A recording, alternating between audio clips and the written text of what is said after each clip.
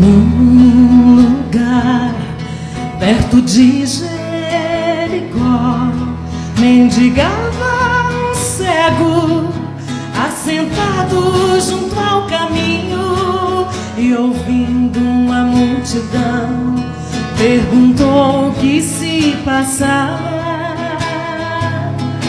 E sabendo que era Jesus, clamou: vamos todos juntos. Filho de Davi, tem misericórdia de mim.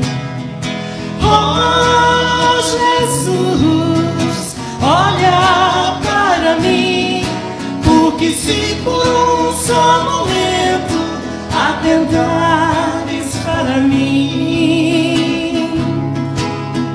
limpo serei do meu mal.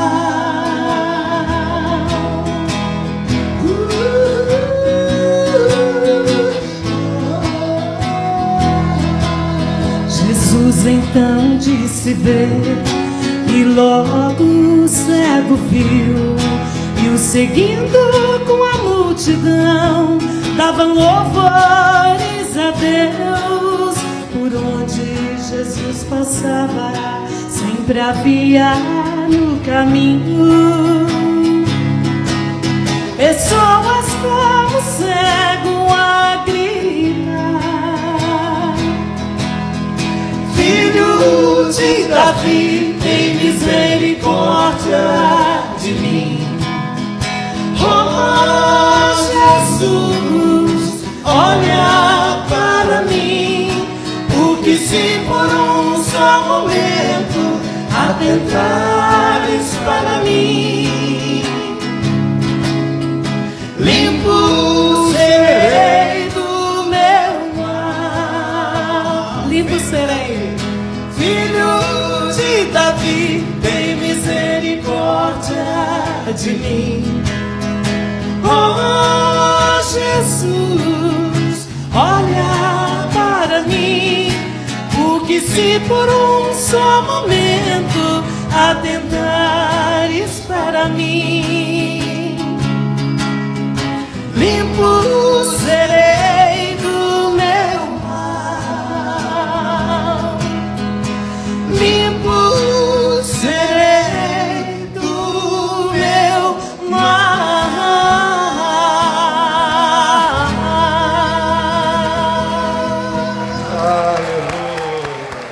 Aqui é ensinado que realmente Cristo quer que a gente aprenda a viver em amor, a viver em harmonia, sem religiosidade, mas sim na certeza da salvação. Particularmente para mim foi muito edificante, porque eu tive uma nova visão daquilo que é discípulo.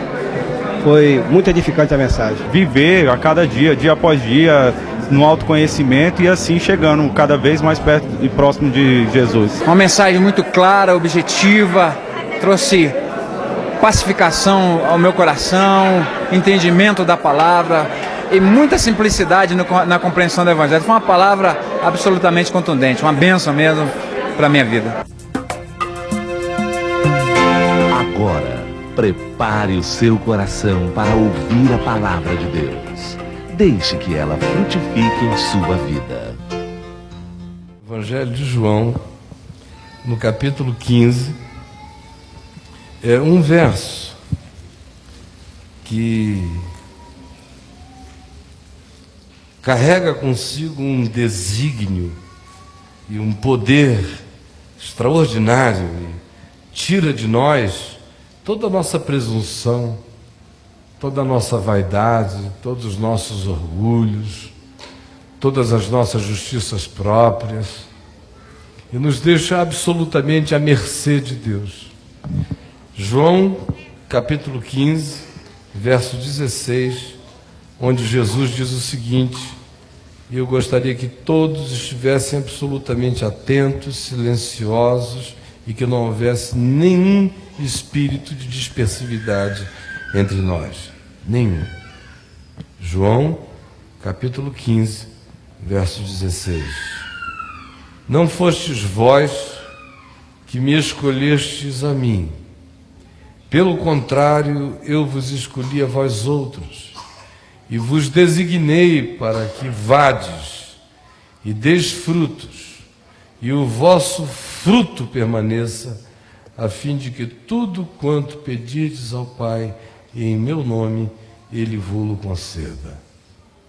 Domingo retrasado, eu disse aqui, entre tantas outras coisas, que a natureza humana é absolutamente antagônica ao Evangelho. Então a chegada da Boa Nova, conquanto a Boa Nova seja algo que a própria palavra sugere como sendo uma notícia extraordinária, ela, no entanto, produz e provoca na nossa natureza reações as mais estranhas. A psicologia, a psicanálise, as ciências todas da alma são convergentes praticamente na ideia de que existe uma pulsão de morte no homem, uma pulsão suicida, um latejamento suicida. E Hebreus nos afirma isso com toda a contundência, quando diz que Jesus veio ao mundo para destruir aquele que tem o poder da morte, a saber, o diabo, e para livrar a todo aquele que pelo pavor da morte estava sujeito à escravidão por toda a vida. Então existe dentro da gente essa fobia da morte que se manifesta de maneira ambivalente, porque de um lado ela nos faz sentir medo de morrer, e na mesma medida em que se tem medo de morrer, surge uma atração equivalentemente suicida, justamente por causa do medo de morrer, de modo que o medo de morrer é o que mais mata sempre. Esse medo de morrer e essa pulsão gera uma inclinação frequentemente na direção da morte em nós.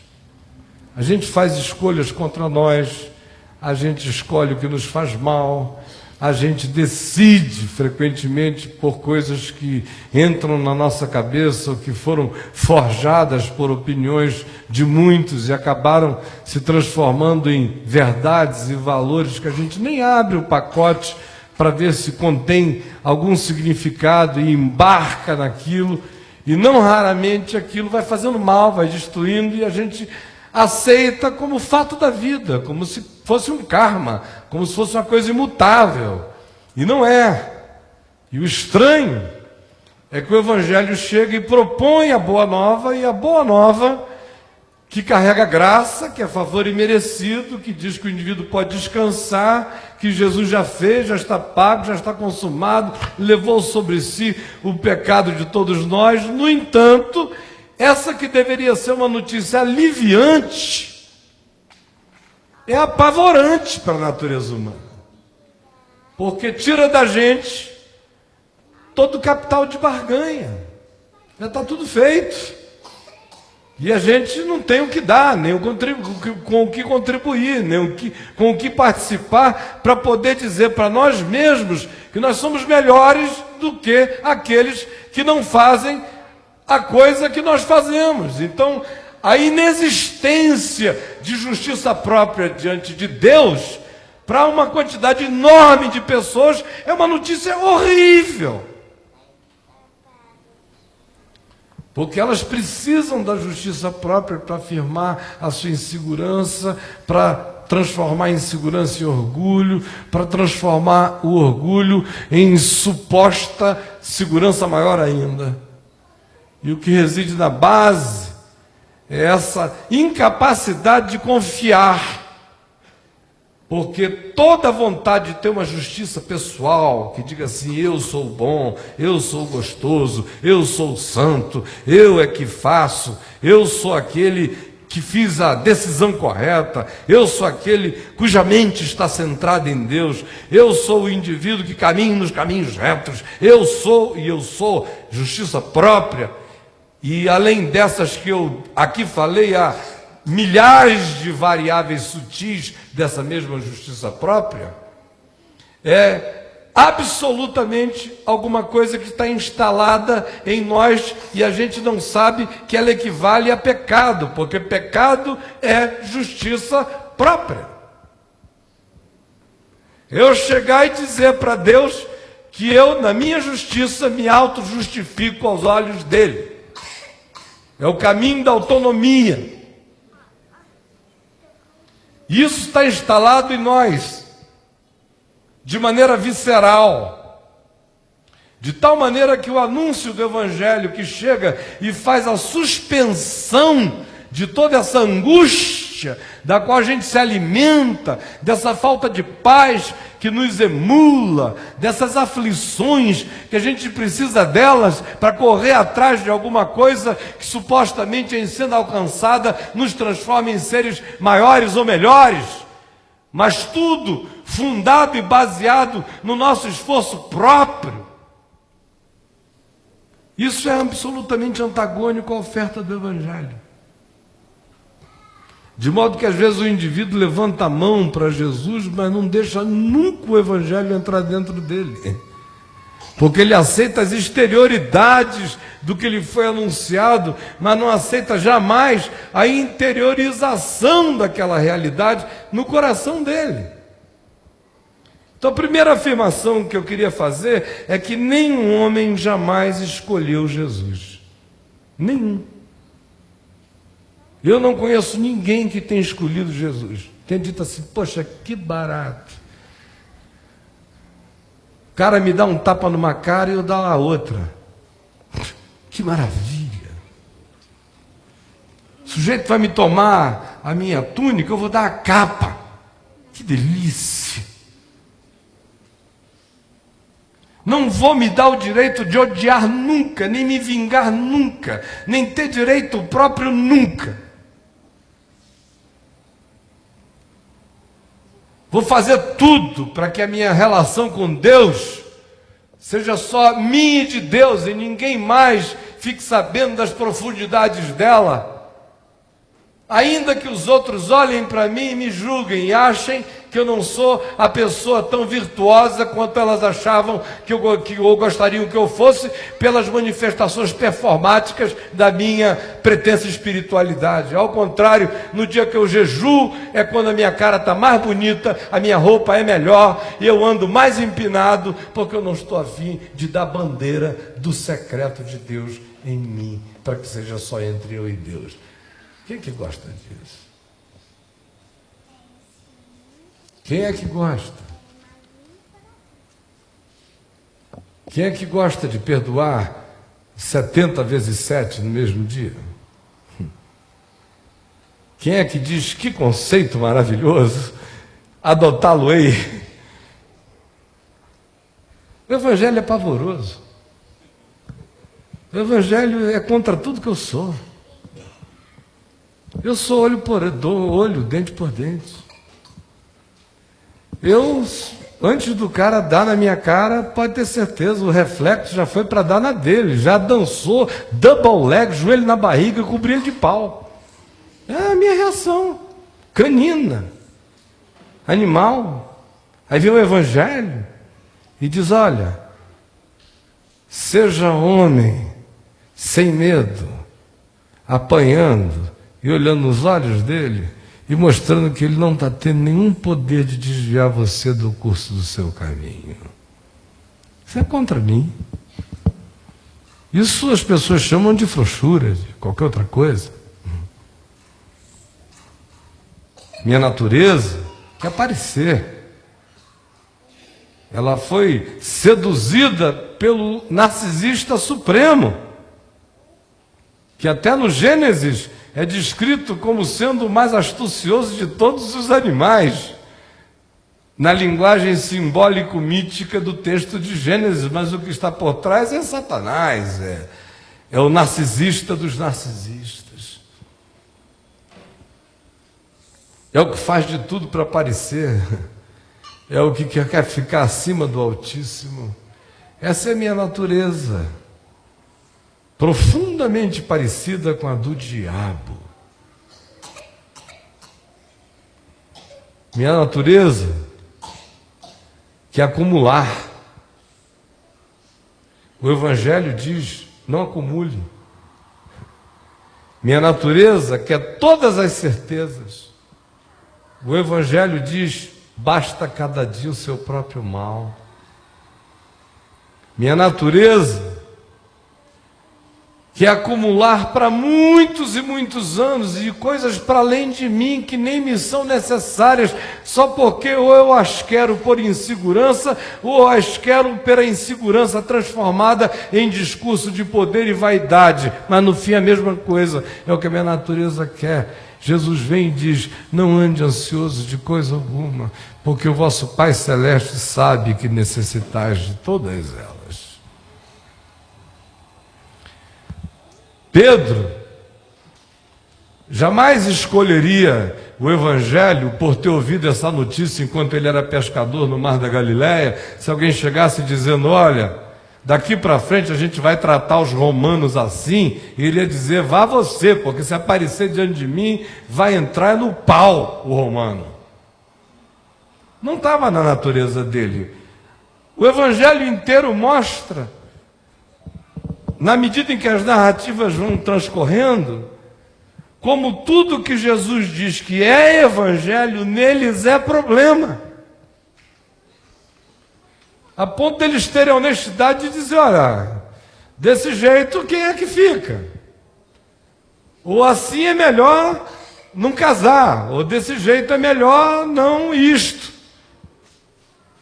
Ou quando Jesus disse que tinha que perdoar, ele disse: então, olha, aumenta a nossa fé, mas muito mesmo. Porque não dá, não está no software que roda aqui dentro. Ele é antagônico a mim.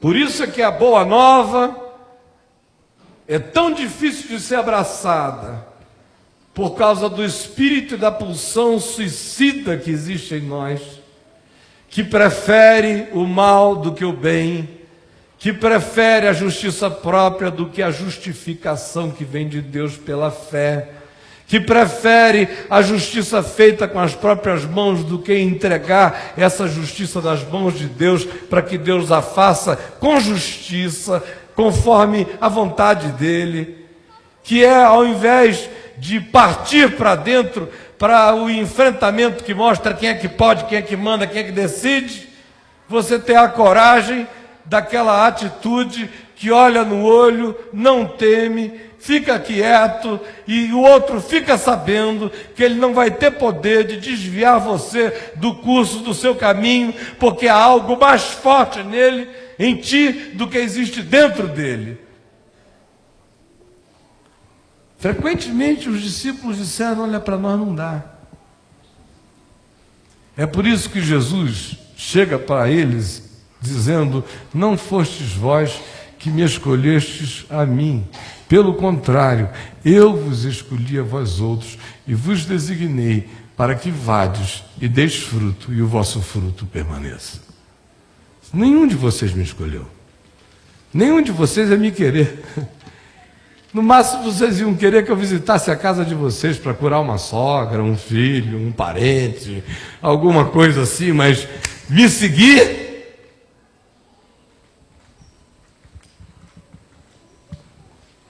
Qual de vocês foi que me escolheu?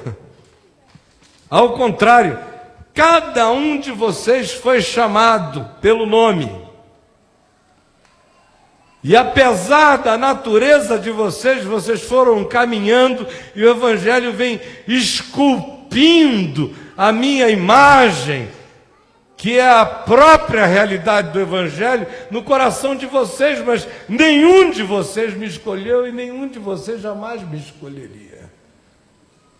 Porque a natureza humana existe em inimizade contra Deus.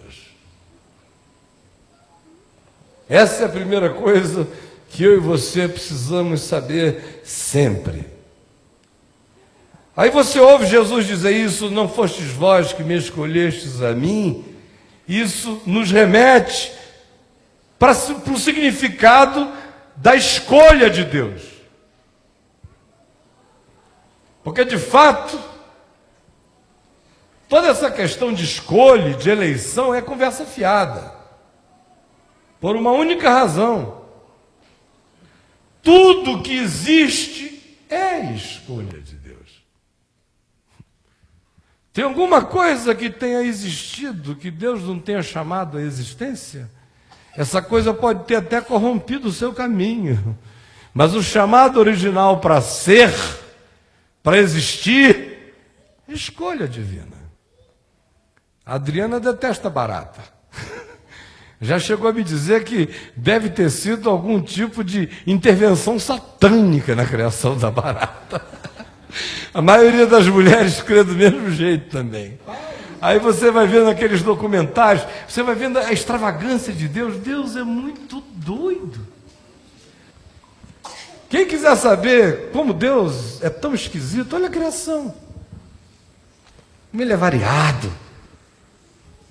É para você parar de se escandalizar com o diferente.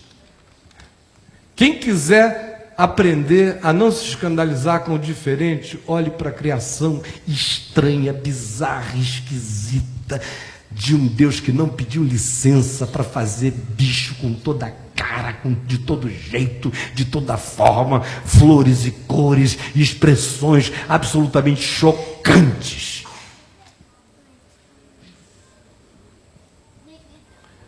Então, escolheu, quem escolheu, porque escolheu, tudo que existe é a escolha de Deus, porque Ele chamou a existência. Como a coisa existe, é que é outra questão. Se ela foi afetada, ou corrompida, ou não no seu caminho. Mas o chamado à existência, a escolha para ser, só foi feita por Ele. E por mais ninguém. E não há nenhum ser que, por mais corrompido que esteja, tenha conseguido deixar de ser completamente o que um dia foi. E eu lhes digo, até o diabo vive a angústia de um dia ter sido querubim.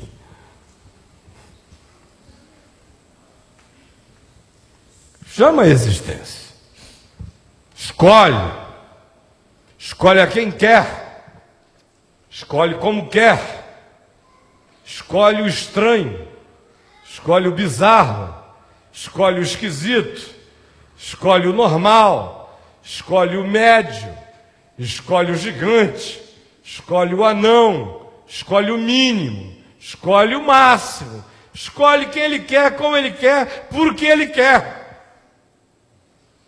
E especificamente falando aos seus discípulos, Jesus diz, a partir dessa categoria cósmica de escolha, a qual ele encarnava, porque ele era o Emmanuel, mas na especificidade da declaração ele diz, não fostes vós que me escolhestes a mim, tanto quanto não foi o sol que escolheu ser sol, nem a lua que escolheu ser lua, nem o mar que decidiu ser mar, nem coisa alguma decidiu ser o que é.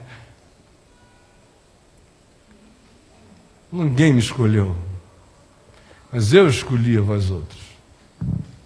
E mais do que isso, entre todos os chamados para a existência, Ele nos diz que nos chamou para a vida. Porque o chamado de Deus para a existência inclui e assambarca todas as coisas. Agora, o estranho é que nessa existência indescritivelmente imensa, chamada de criação, estão os humanos. E entre os humanos, há uma quantidade enorme existindo, sobrevivendo, tateando no escuro, sem rumo. No dizer de Paulo, sem Deus no mundo.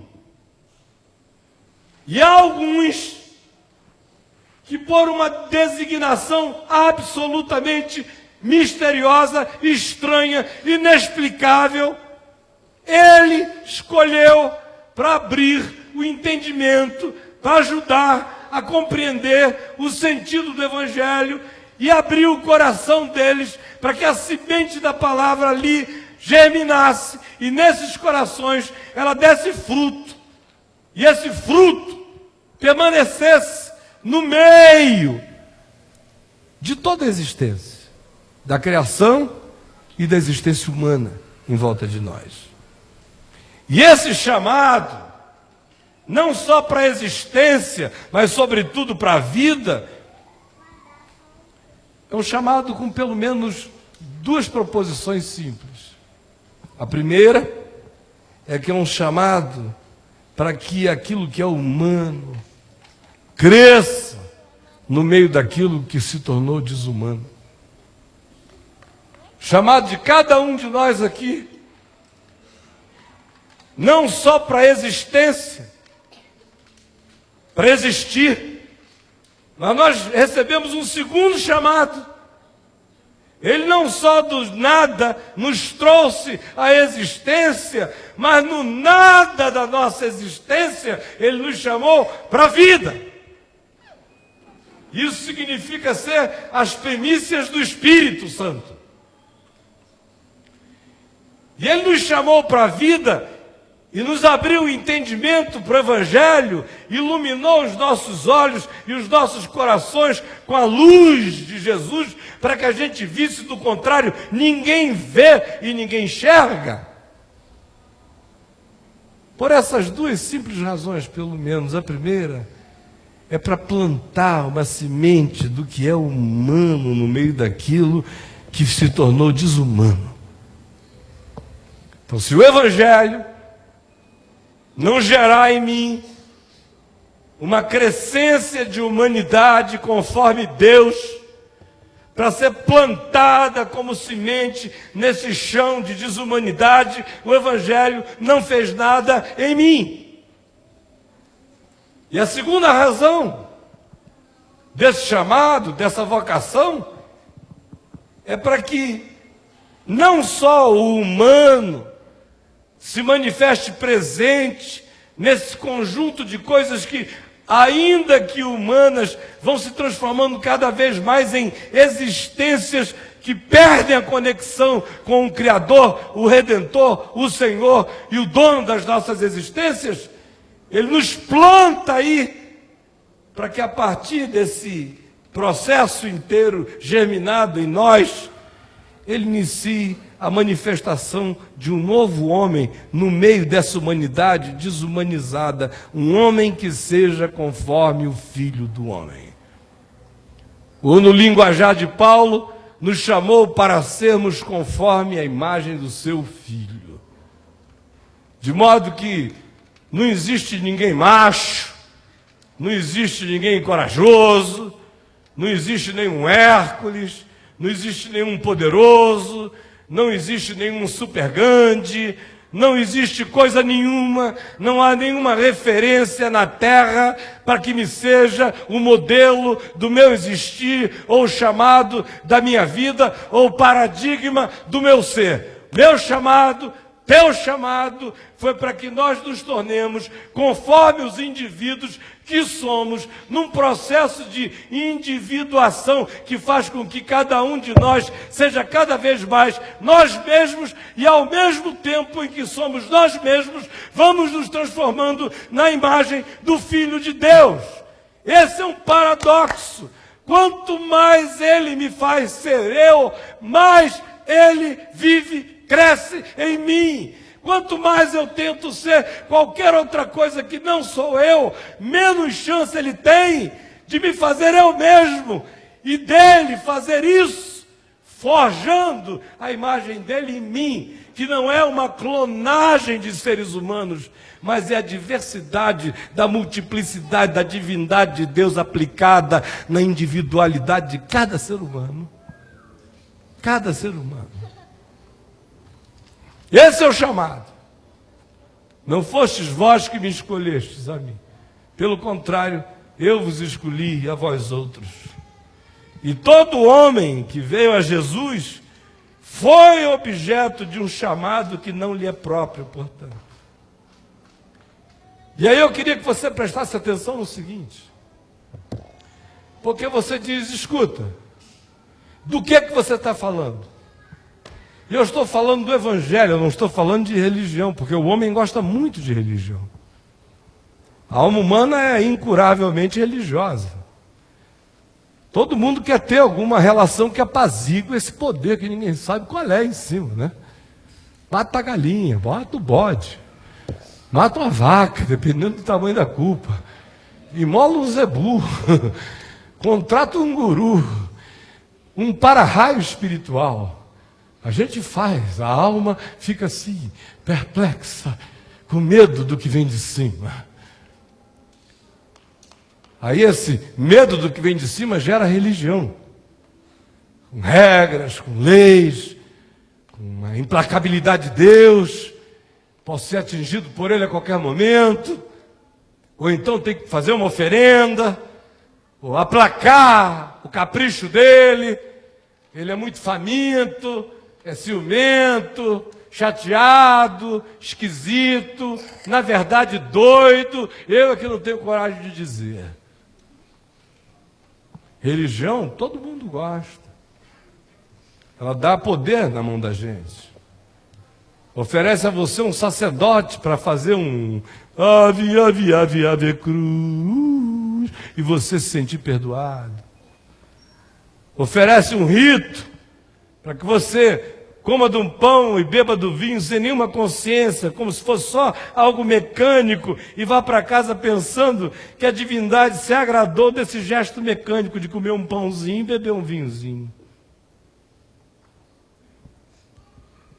Religião faz parte da nossa natureza, o Evangelho não. Porque a religião faz todas as barganhas que a nossa justiça própria gosta. O Evangelho tira todas as barganhas que a nossa justiça própria adora. E nos deixa vazios de presunção. E a única coisa que você pode dizer é que você é justificado pela fé. Mas não pode nem ter a presunção de dizer, eu sou justificado pela minha fé. Porque você é justificado não pela sua fé, porque de acordo com o Evangelho, nem fé você é capaz de ter, nem eu. Fé também é dom de Deus, é graça de Deus. Como arrependimento, como qualquer outra coisa, vem do alto, nasce em nós. Essas coisas não nascem no chão infértil do nosso egoísmo, jamais. Então não há do que se jactar, não há do que se gloriar, tudo provém dele. E isso tem que estar estabelecido na nossa consciência. O desígnio de Jesus para os discípulos é para que eles deem fruto, para que sejam discípulos. E aí você preste atenção, por favor, porque se você não prestar, isso não vai ficar jamais claro para você. Ele diz aqui no capítulo 15, que essa história inteira é apenas para uma razão. Ele diz, olha, permaneçam em mim, como um ramo fica ligado à videira. Aí vocês vão ser alimentados pela seiva da minha vida. Se vocês se desconectarem de mim e se tornarem autônomos, vocês vão secar e morrer, assim como qualquer galho cortado do caule e da seiva da vida. Então, se vocês quiserem vida, conectem-se espiritualmente a mim, pela via da obediência aos meus mandamentos. E os meus mandamentos, ele diz, é um mandamento. A pluralidade de todos os mandamentos tem sua convergência no meu mandamento, que vos ameis uns aos outros. E aí vos tornareis meus discípulos. E é interessante que o que Jesus diz é que esse desígnio dele para os discípulos é para que eles deem fruto, para que se tornem discípulos. Isso aqui pode parecer uma bobagemzinha, mas muda todos os paradigmas da nossa cabeça cristã. O que Jesus está dizendo é que ninguém é discípulo. O que Jesus está dizendo é que a gente vai sendo discípulo sempre. O que ele está dizendo é que você creu em alguma coisa que te colocou no caminho de se tornar um discípulo de Jesus, mas você só vai se tornar discípulo dele se você guardar o mandamento dele, que é amor. E ele não especifica as manifestações do amor. Ele apenas diz que tem que haver amor nas relações com todas as coisas. E à medida em que isso cresce em nós, nós nos tornamos seus discípulos, de modo que eu me torno discípulo de Jesus para poder ser discípulo de Jesus. Aí quem pergunta sou eu. Alguém entendeu o que eu falei? Eu tenho que me tornar discípulo dele para poder ser discípulo dele. Isso tem que acontecer todo dia, um processo imutável. Todo dia eu acordo um discípulo que não é discípulo e tem que viver o mandamento do amor para se tornar discípulo todo dia. Assim como todo dia, cada dia tem o seu mal, cada dia tem o seu novo discipulado. De seguir e caminhar com ele. E mais do que isso, o fruto do discípulo é a obediência ao dogma do amor. Esse é o fruto. O único dogma de Jesus é esse. Resumiu todas as coisas nisso. Amar a Deus, amar ao próximo. E o meu mandamento é este. Assim como o Pai me amou, eu também vos amei. Permanecei no meu amor. Que é uma manifestação de amor que entrega, como é a do Pai, que nos ama e mesmo amando o Filho, entrega ao Filho, porque há um entendimento de amor entre o Pai e o Filho, de tal modo que entre o Pai e o Filho, nenhum sacrifício é interpretado como rejeição. A certeza do amor do Filho, acerca do amor do Pai, faz com que o Filho seja entregue sem se tornar um salvador traumatizado.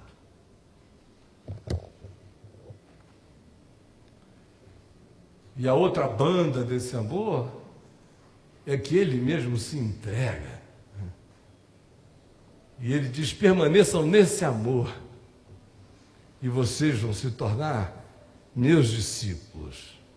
E o fruto do discípulo não é aquilo que ensinaram a você durante tantos anos, ou em alguns lugares é ensinado todo dia, que você tem que pertencer a algum grupo, que ali naquele grupo você tem que todo dia levar um amigo. Se você não levar, você está danado. Você tem que andar na rua igual um caçador, um Indiana Jones de gente, para ver se laça alguém, agarra alguém, para levar para o seu grupo. Senão não dou fruto. Tem alguém contando, fazendo uma contabilidade lá, para ver quantos frutos o cara deu, que é para ver se ele sobe da casa de 4 para a casa de 8, da de 8 para de 12, da de 12 para de 144, para de 144, sei lá, para 318, sei lá qual é. Mas ele vai subir na escala, porque fruto é estatística. Ele faz parte de um Deus que é dono do IBGE. Só isso.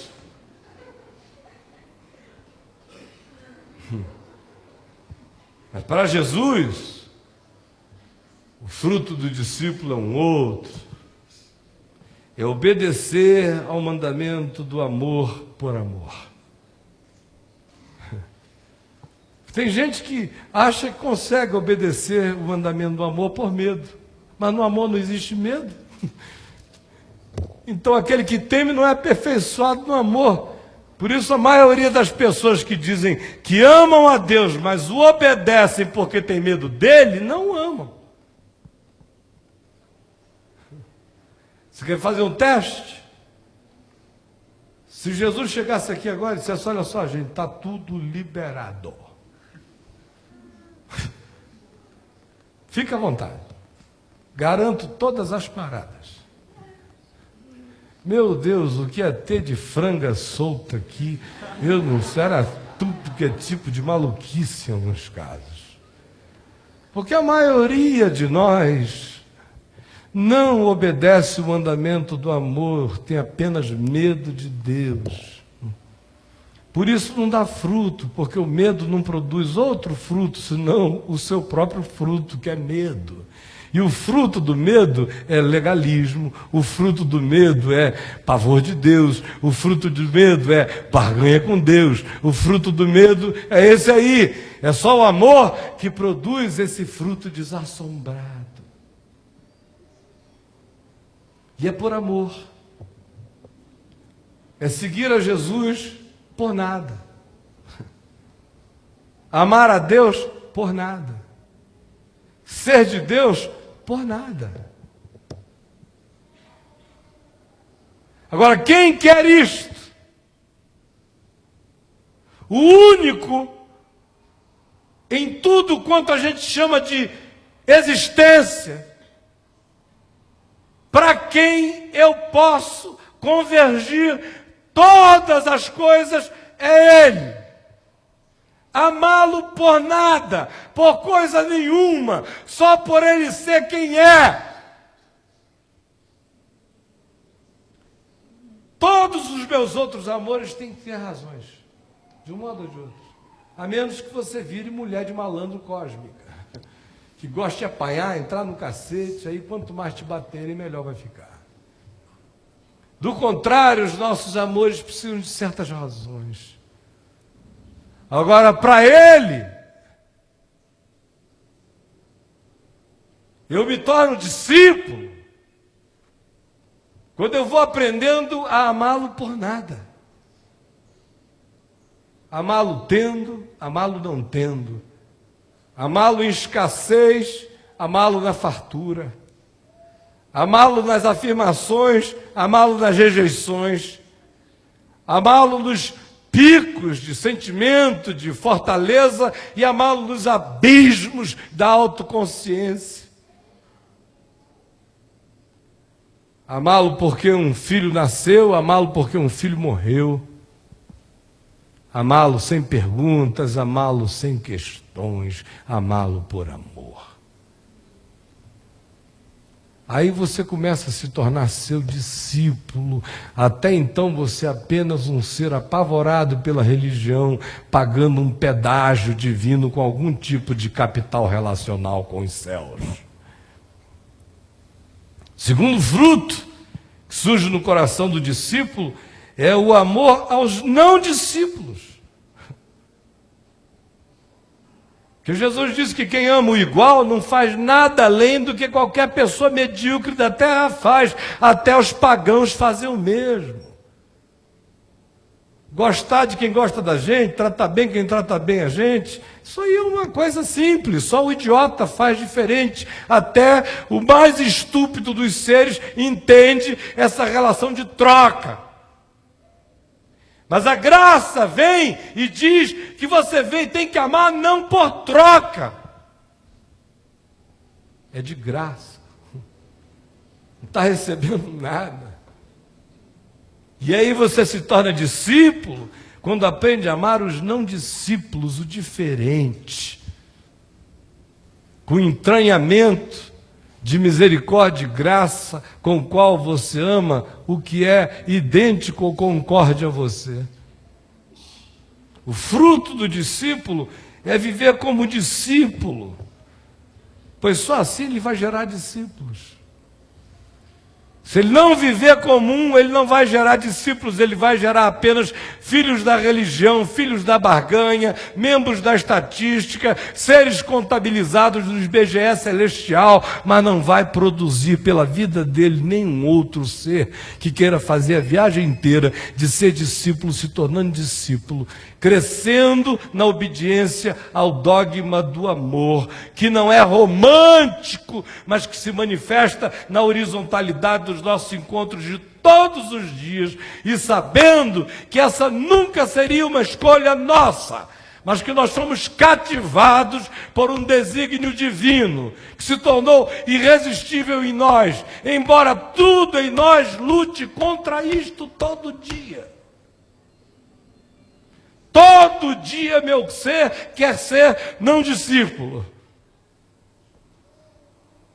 Por isso, todo dia eu tenho que fazer essa viagem. O único modo de eu me manter discípulo no caminho é andando conforme o único dogma do Evangelho, que é amor, que se manifesta uns pelos outros e que tem como paradigma e consistência de amor o amor do Pai, que tem intimidade com o Filho, de certeza de amor, a tal ponto que entrega um filho que não se torna um salvador traumatizado. Ao contrário, ele mesmo repete o Pai, se dando de graça pela vida humana. Esse é o padrão que a gente tem que levar para todas as ambiências da nossa vida, embora a nossa natureza não goste disso, mas é a esta realidade que nós temos que nos curvar. Do contrário, a gente vira qualquer coisa menos discípulos de Jesus. Eu sei que tudo que é feito com amor em nome do Deus que é amor, essa coisa feita com amor em nome do Deus que é amor, permanece e dá muito fruto. O que é feito sem isso pode crescer um tempo, pode ter sua hora, pode virar um mover, pode ser um agito, pode ser um momento, mas não tem permanências nem raízes. E quando eu digo permanência, eu não estou falando de durabilidade institucional, eu estou falando de uma raiz que entra no ser humano, porque Deus não tem nenhuma relação com instituições, Ele só se relaciona com homens. Pergunta dele é: construir-me-eis uma casa em que eu possa habitar? Se os céus dos céus não me podem conter, qual é a casa que vocês vão me construir? Qual é a instituição que vai me abrigar? Ao contrário, eu, o Senhor, habito no maior de todos os ambientes do universo, que é aquele que surge no coração quebrantado e contrito na presença dele. Esse é que é o espaço onde ele cabe. Fora desse, ele não cabe em nenhum outro lugar. Agora, tudo que é feito com amor e em nome do Deus que é amor, isso que é feito em nome dele, por esse que faz em nome dele, isso dá muito fruto e esse fruto permanece. E permanece de 3 modos simples. Primeiro, permanece no indivíduo. Porque se o evangelho não fizer bem a mim, não adianta você dar o seu próprio corpo para ser queimado ou passar o resto da sua vida pregando ou fazendo o que quer que você ache que seja bonitinho para Deus.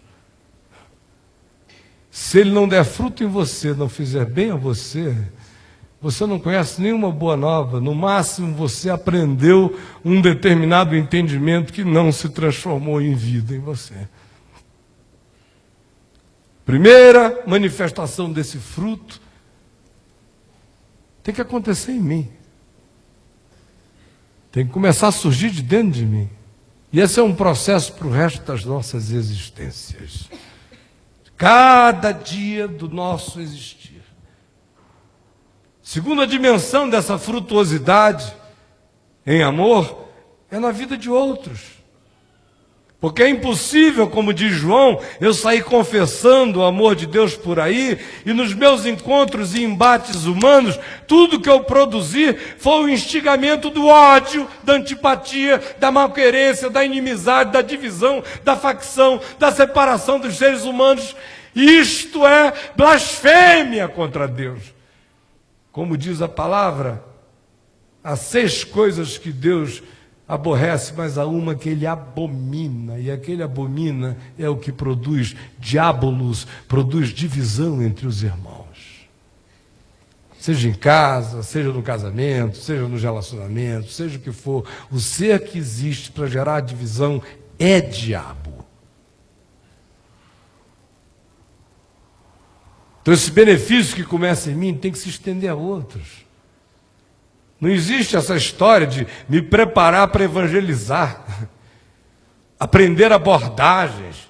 Tudo isso é marketing de quem não tem o espírito, de quem não é discípulo e de quem não dá fruto do amor. Jesus nunca ensinou tal coisa, ele só mandou a gente ser em amor. Aí esse bem é para nós, esse bem é para o outro. E não é só para mim e para o outro, mas é aproveitável diante de Deus. Pois se ele não existir em mim, eu posso me atarefar com todas as tarefas que eu quiser. Mas eu serei como o bronze que soa e como o símbolo que retine. Eu posso me entregar para todas as causas nobres de Deus e dos homens, mas nada disso me aproveitará. E eu posso arregimentar todos os saberes divinos e todas as teorias ligadas à sabedoria de Deus, mas sem amor, nada disso me aproveitará. Então quem for esperto, seja um discípulo que nunca é. Quem for sábio, seja o discípulo que está sempre sendo. Quem for amante da vida, escolha sempre esse caminho em que nada está acabado, porque tudo está em processo. E saiba que se você quiser que isso tenha algum valor, que a tua existência faça algum sentido na terra, para você, para os outros e para Deus, você tem que se render a alguma coisa que a sua natureza odeia,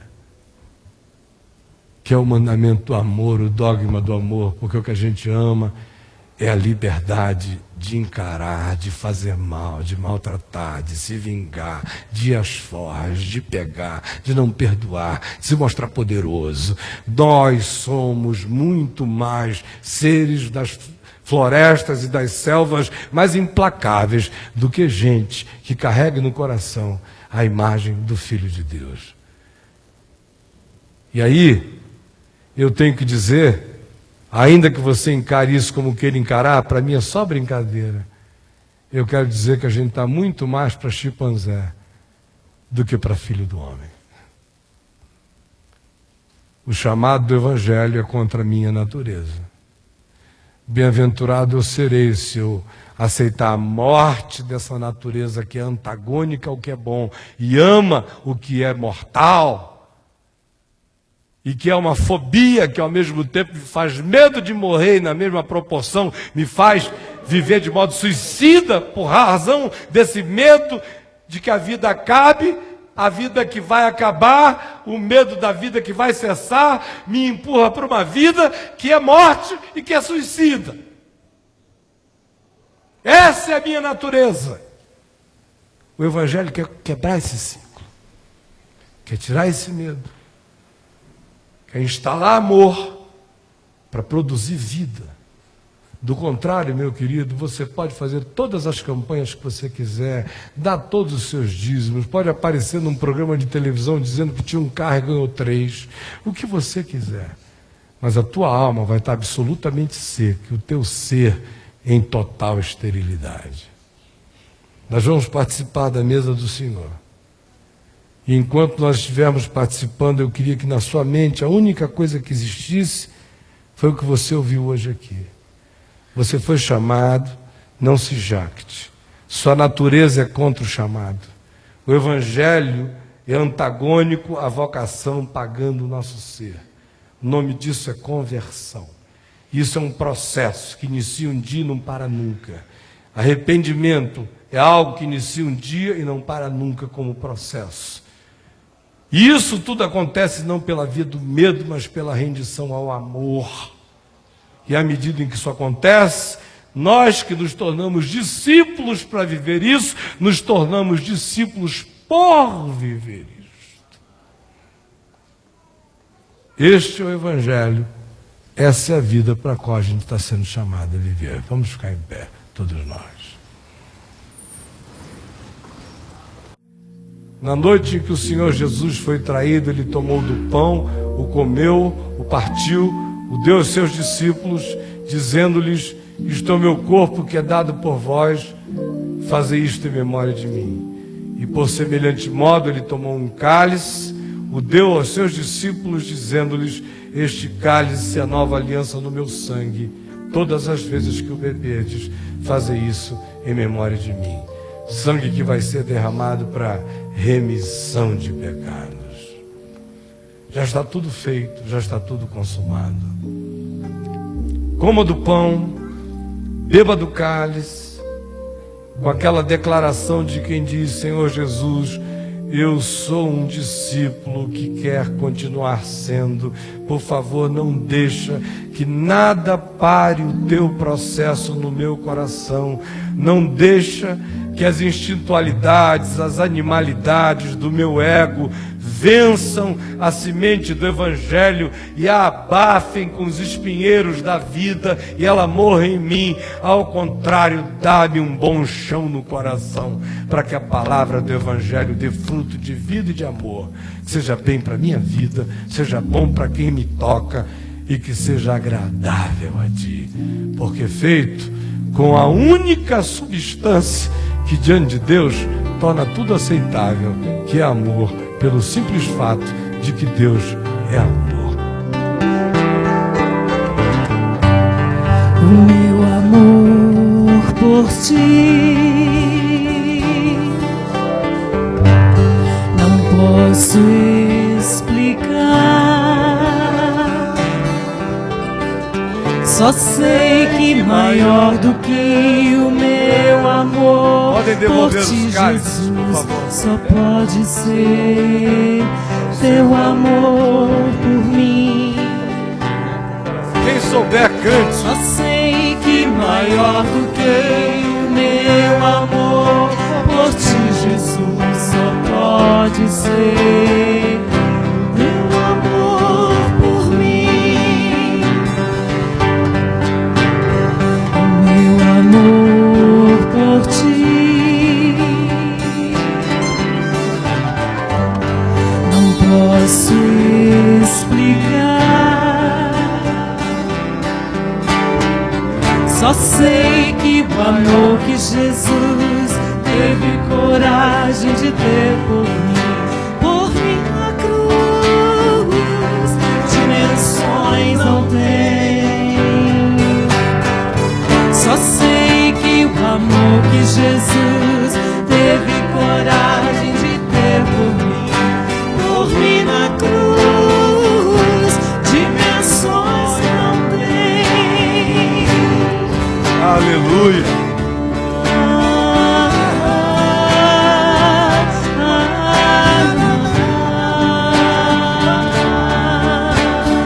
Todo o coração. Dimensões